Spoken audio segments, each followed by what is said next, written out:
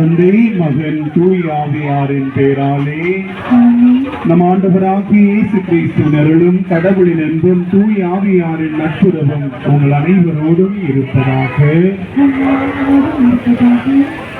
கொடியை காண்போர் அனைவரும் புனித லூசி அம்மாளை நினைவு கூர்ந்து அவர்தம் வாழ்க்கையின் முன்மாதிரியை பின்பற்றி உமக்கு உகந்தவர்கள் ஆவார்களாக.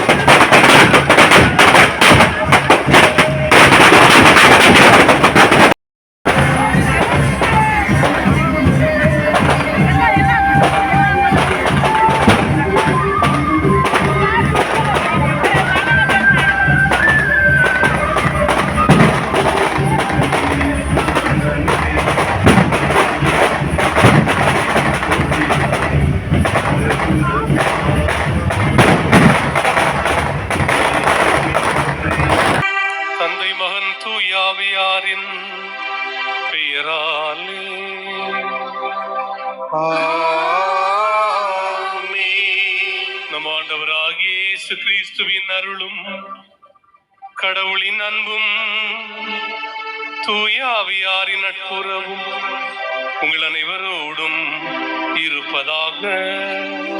நம்பிக்கை என்றால் என்ன?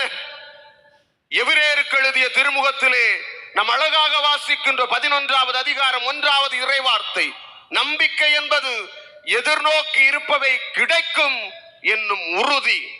இது நிகழும், இது நடந்தே தீரும் என்ற உறுதியான மனநிலை, மனத்திடம், மன வலிமைதான் நம்பிக்கை என்பதனை அந்த இறைவார்த்தை நமக்கு தெளிவுபடுத்துகிறது. அணிகள் கொண்டு வந்தே அணி போல் சுவை கொடுக்க என்னையே கொண்டு வந்தே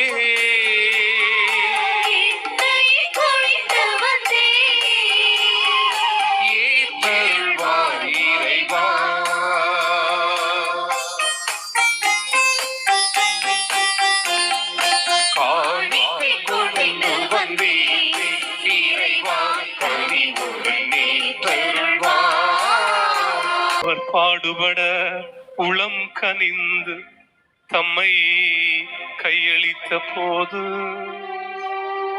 அப்பத்தை எடுத்து நன்றி செலுத்தி அதை பிட்டு தம் சீடர்களுக்கு அளித்து கூறியதாவது, அனைவரும் இதிலிருந்து பெற்று உண்ணுங்கள்,